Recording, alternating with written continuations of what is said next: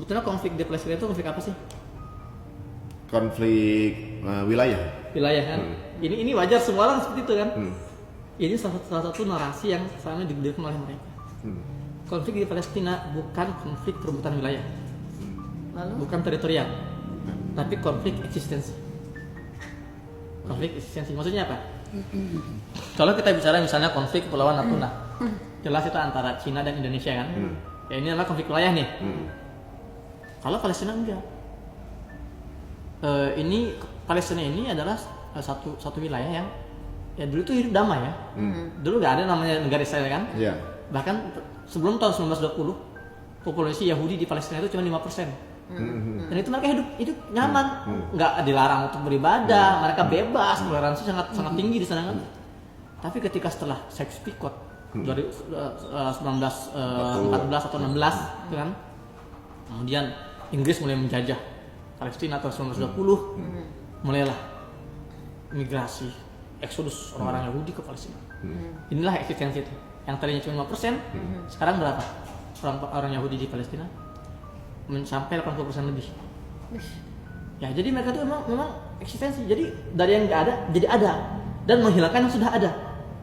Jadi mereka dari berbagai negara Eropa, Amerika masuk memaksa penduduk asli ini keluar, gitu loh.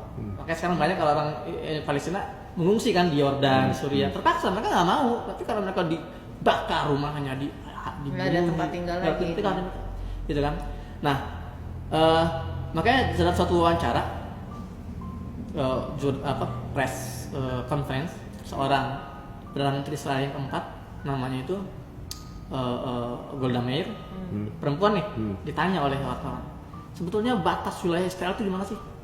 Kok setiap hari semakin melebar? Apa jawaban dia? Sejauh yang bisa dijangkau oleh tentara kami. Sampai sekarang masih nih. Iya. Jadi Gaza ini sekarang itu menjadi duri di kerongkongan mereka. Kalau Gaza ini tunduk, mereka akan melebar. Mungkin Mesir kena, mungkin Saudi kena. Selama tentara mereka bisa menjangkau, mungkin Indonesia kena. Kan itu jawabannya kan? Selama yang bisa dijangkau sejauh yang bisa dijangkau oleh tentara kami.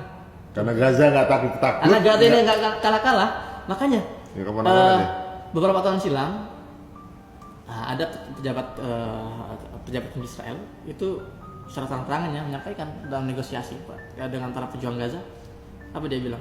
Kami akan angkat blokade Gaza. Gaza ini kan diblokade sejak 2006. Kami akan angkat. Kami akan bangunkan bandara tercanggih.